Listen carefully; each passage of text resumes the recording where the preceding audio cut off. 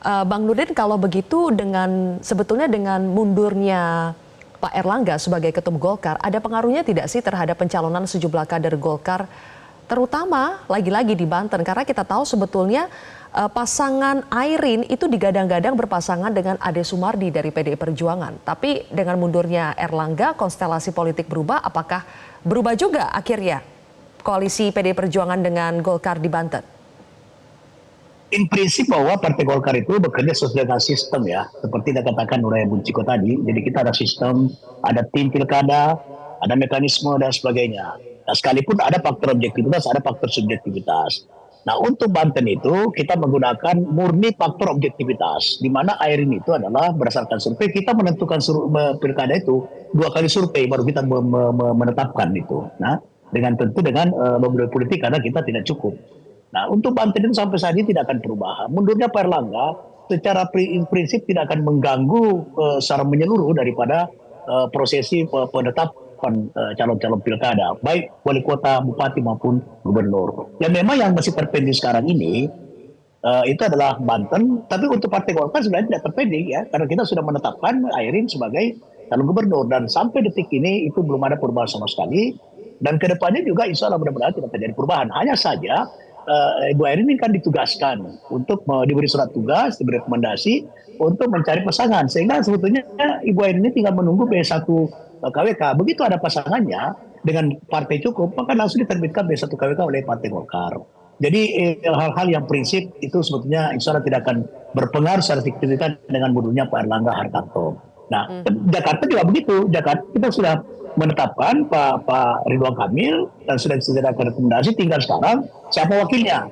Nah, begitu sudah ada wakilnya yang ditetapkan, maka itu sudah langsung dikeluarkan B1 KWK oleh Partai Golongan Karya. Nah, untuk Jakarta memang Golkar itu jauh dari kecukupan, maka diserahkan kepada koalisi untuk menetapkan daripada wakil Pak Ridwan Kamil. Kalau mundurnya Pak Erlangga tidak akan mempengaruhi pencalonan Airin di Banten, apakah justru yang bisa mempengaruhi justru genderuwo yang disebut oleh Mas Hasto tadi, Bang Nurdin? Saya berterima kasih ya kalau sebagai wakil ketua Partai Golkar, sangat berterima kasih kepada sahabat kita dari PDIP kalau ikut mengusung Bu Airin, itu berarti cukup ya.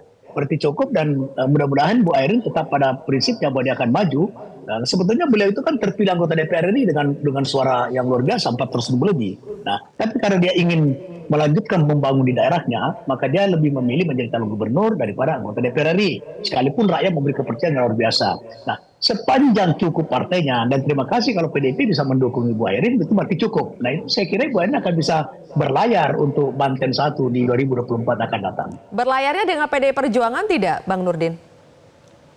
Ya, sekarang ini kan memang tinggal sebetulnya kalau kita membaca ya, itu tinggal tidak banyak pilihan, hanya termasuk PDIP juga salah satu yang bisa bersama dengan Golkar di Banten itu. Dan kalau PDIP berkenan mendukung Bu Airin dan Bu Airin itu tetap pada keyakinannya untuk maju, saya kira ini adalah faktor yang sangat baik ya untuk proses demokrasi kita ke depan.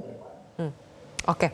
Terakhir, Mas Kodari, Anda melihat bagaimana efek mundurnya Erlangga Hartarto terkait dengan pencalonan sejumlah kader Golkar, terutama Airin di Banten. Apakah bisa tetap jadi berpasangan dengan perwakilan dari PDI Perjuangan atau akan berubah konstelasinya? Saya kira ada 2 kategori ya pencalonan pada hari ini. Pertama yang sudah ditetapkan oleh masing-masing partai dan ada yang belum ditetapkan. Kalau yang belum ditetapkan tentu juga masih bisa berubah karena berbagai macam variabel, bukan hanya internal Partai Golkar tetapi juga bagaimana sikap dari partai-partai politik yang lain. Kalau yang nomor 2, saya kira secara garis besar justru malah semakin solid ya. Walaupun ini tentu kembali kepada siapa yang akan terpilih sebagai ketua umum Partai Golkar. Tapi menurut saya justru akan semakin solid. Karena apa? Karena nanti kalau misalnya terpilih ketua umum yang lebih kohesivitasnya tinggi dengan Koalisi Indonesia Maju, maka justru keputusan-keputusan yang sudah muncul seperti di Jawa Barat, seperti di DKI, itu malah semakin ditegaskan dan bukannya malah belok kiri dan belok kanan seperti yang pernah terjadi pada Erlangga Hartarto.